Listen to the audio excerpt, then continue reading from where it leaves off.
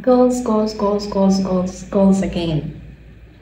I came across this new way of making goals, and making goals are like a 1 year goal sometimes inaweza ikawa hard kuzifikia au just making them work.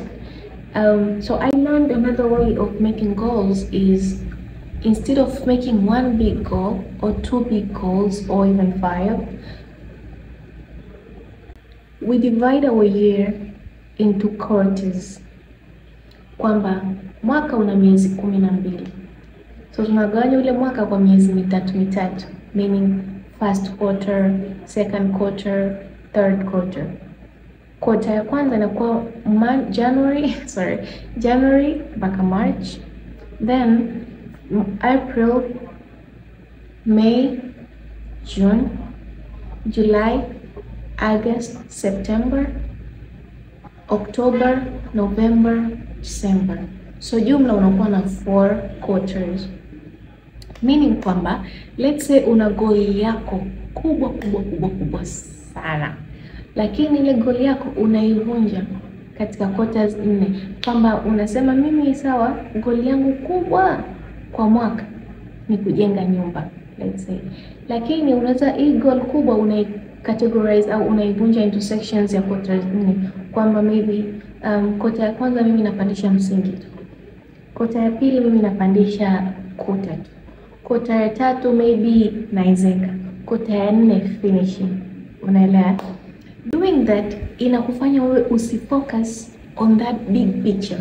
Wewe kichwani ndio unajua kwamba at the end of the year natamani au na wish niwe nimeshafikia lile lengo langu la kujenga nyumba, lakini ili kutojiwekea ile hali ya kuona una muda mwingi au pia lose focus, unajiwekea tu kwamba mimi sasa hivi kitu changu kidogo ambacho natakiwa ni focus on ni hichi hapa. Sometimes having something that it's easy to accomplish gives you that sort of happiness and accomplishment that you can do something. So assume umejiwekea kwamba my quarter goal, quarter 1 January to March kupandisha msingi.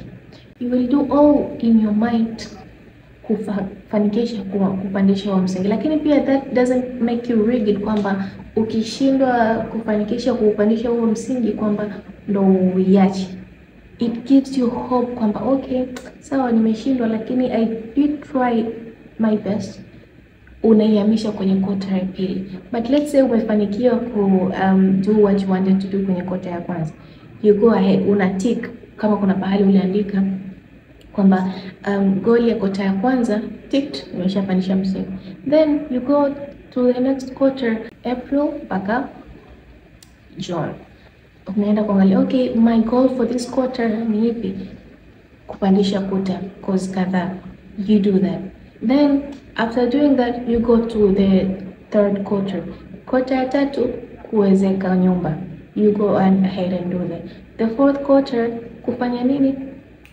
Kufanya finishing, either plaster, either skimming, whatever that you are planning to do that year. Hii inakusaidia hata wewe kujua ule ukweli kabisa kwamba nguvu gani natakiwa niwekeze, actions gani natakiwa nifanye, steps gani natakiwa niziendee, vitu gani natakiwa ni consider first. Lakini ukiwa umejiwekea tu mimi nataka nijenge nyumba mwaka huu 2025, inakuwa like a wish but not really a goal. Kwa sababu ukiwa na a goal ambao can be accomplished, unakuwa una work on the systems that you want to do. Lakini goal ikiwa imesimama tu pale nataka kujenga nyumba, inakuwa ni kama some sort of fairy tale. Kwa sababu we have to know kwamba chochote ambacho tunakitaka, we have to be the initiators.